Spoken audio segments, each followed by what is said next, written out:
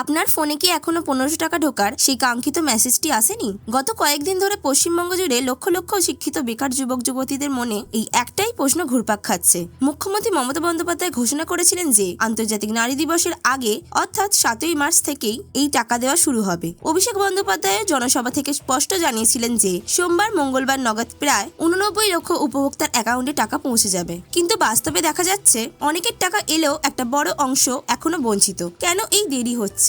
আপনার আবেদনটি কি কোনো ছোট ভুলের কারণে বাতিল হয়ে গেল? আজ আমরা শুধু এই সমস্যার সমাধান খুঁজব না, বরং এর পাশাপাশি নারীদের জন্য মাসে 7,000 টাকা আয়ের আরও একটি চমৎকার সুযোগ নিয়ে আলোচনা করব। ভিডিওটি তাই শেষ পর্যন্ত দেখুন, কারণ আজকের তথ্যগুলো আপনার আগামী কয়েক বছরের আর্থিক সুরক্ষা নিশ্চিত করতে পারে। পশ্চিমবঙ্গের বেকার যুবক যুবতীদের জন্য 2026 সালের এই সময়টা সত্যিই খুব গুরুত্বপূর্ণ।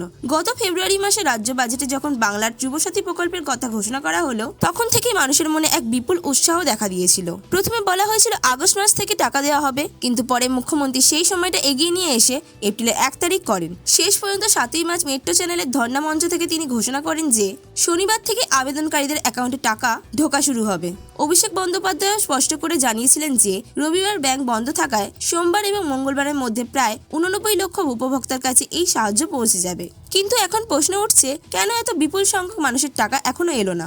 আসলে নবান্ন সূত্রে জানা যাচ্ছে যে যারা সরাসরি সরকারি অনলাইন পোর্টালের মাধ্যমে আবেদন করেছিলেন তাদের তথ্য যাচাই করার কাজ আগে থেকেই সম্পন্ন হয়েছিল, তাই তারাই সবার আগে টাকা পাচ্ছেন। অন্যদিকে যারা বিভিন্ন সরকারি ক্যাম্পে বা দুয়ারে সরকারে গিয়ে অফলাইনে কাগজের ফর্ম জমা দিয়েছিলেন, সেই সব তথ্য এখন ম্যানুয়ালি কম্পিউটারে তোলা হচ্ছে। এই ডাটা এন্ট্রির কাজ অত্যন্ত সময় সাপেক্ষ হওয়ার কারণেই অনেকের ক্ষেত্রে টাকা পেতে কিছুটা দেরি হচ্ছে। তবে চিন্তার কারণ নেই, সরকার 15ই মার্চের মধ্যেই বেশিরভাগ যোগ্য আবেদনকারীর কাছে টাকা পৌঁছে দেওয়ার লক্ষ্যমাত্রা নিয়েছেন। কিন্তু অনেকের ক্ষেত্রেই দেখা যাচ্ছে যে আবেদন করার পরেও তা বাতিল বা পেন্ডিং হয়ে যাচ্ছে। আপনি যদি আগে থেকেই লক্ষ্মীর ভান্ডার, কৃষক বন্ধু বা যুবশ্রী প্রকল্পের সুবিধা নিয়ে থাকেন, তবে কিন্তু আপনি এই প্রকল্পের 1500 টাকা পাবেন না। আবার বয়সের হিসাবটাও খুব সাবধানে করতে হবে, কারণ 1 এপ্রিল 2026 অনুযায়ী আবেদনকারীর বয়স অবশ্যই 21 থেকে 40 বছরের মধ্যে হতে হবে। নথিপত্র আপলোডের ক্ষেত্রে অনেক ভুল ধরা পড়ছে, যেমন অনেকেই ভোটার কার্ডের কেবল একদিকের ছবি আপলোড করেছেন বা ছবির ওপর নিয়ম অনুযায়ী সব প্রত্যয়িত বা সেলফ অ্যাটেস্টেড সই করেননি। পোর্টালে পেশার ঘরে ছাত্র বা অন্য কিছু না লিখে যদি আপনি বেকার না লেখেন, তবে আপনার আবেদন বাতিল হতে পারে।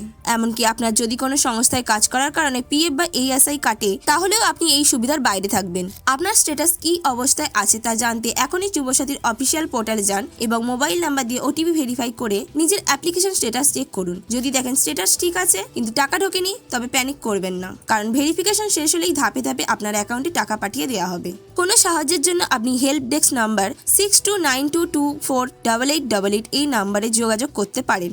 এবার আসি আমাদের দিদি বোনেদের জন্য আরও একটি চমৎকার সুযোগের কথায়। ভারতীয় জীবন বীমা নিগম বা LIC নিয়ে এসেছে বীমা সখী যোজনা। এটি মূলত গ্রামীণ এলাকার মহিলাদের বীমা এজেন্ট হিসেবে গড়ে তোলার একটি 3 বছরের প্রশিক্ষণ প্রোগ্রাম।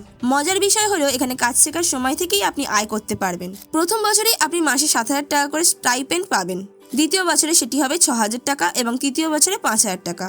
তবে এখানে একটা শর্ত আছে, আপনাকে আপনার করা পলিসিগুলোর অন্তত 65% সচল বা ইনকোর্স রাখতে হবে। এই প্রশিক্ষণ সফলভাবে শেষ করলে আপনি কেবল একজন স্থায়ী এজেন্টই হবেন না, বরং আপনার অভিজ্ঞতা থাকলে ভবিষ্যতে LICর ডেভেলপমেন্ট অফিসার হওয়ার সুযোগও পাবেন। 10ম শ্রেণী পাস 18 থেকে 70 বছর বয়সী যে কোনো মহিলাই এই সুযোগ নিতে পারেন। তবে আপনার যদি কোনো আত্মীয় LICতে কাজ করেন বা আপনি যদি নিজে আগে থেকেই সেখানে যুক্ত থাকেন, তবে আপনি আবেদন করতে পারবেন না। এর জন্য অনলাইন পোর্টালে আবেদন ফি দিতে হয় 650 টাকা, যার মধ্যে IRDAI পরীক্ষার খরচও অন্তর্ভুক্ত। এটি কেবল একটি আয়ের পথ নয়, বরং আপনার নিজস্ব পরিচয় এবং অর্থনৈতিক স্বাধীনতার একটি মজবুত ভিত্তি।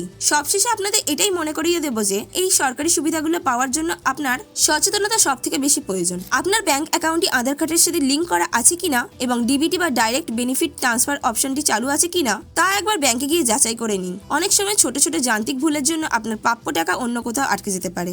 মনে রাখবেন, বাংলা যুবসাথীর এই 1500 টাকা পরবর্তী 5 বছর বা আপনার চাকরি না হওয়া পর্যন্ত পাওয়া যাবে, যা আপনার পড়াশোনা বা প্রতিযোগিতামূলক পরীক্ষার প্রস্তুতিতে একটা বড় সাহায্য হতে পারে। আজকের এই বিস্তারিত আলোচনা যদি আপনার উপকারে আসে, তবে অবশ্যই আপনার পরিচিতদের সাথে শেয়ার করবেন, যাতে অন্যরা বিভ্রান্ত না হয়ে সঠিক তথ্য পায়। সঠিক তথ্যের অভাবে যেন কেউ তার প্রাপ্য অধিকার থেকে বঞ্চিত না হয়। আপনার মনে যদি আরো কোনো প্রশ্ন থাকে, আমাদের কমেন্ট করে জানান, আমরা সাধ্যমতো উত্তর দেওয়ার চেষ্টা করব। আর ভিডিওটি যদি ভালো লাগে, তবে অবশ্যই একটি লাইক করে দেবেন।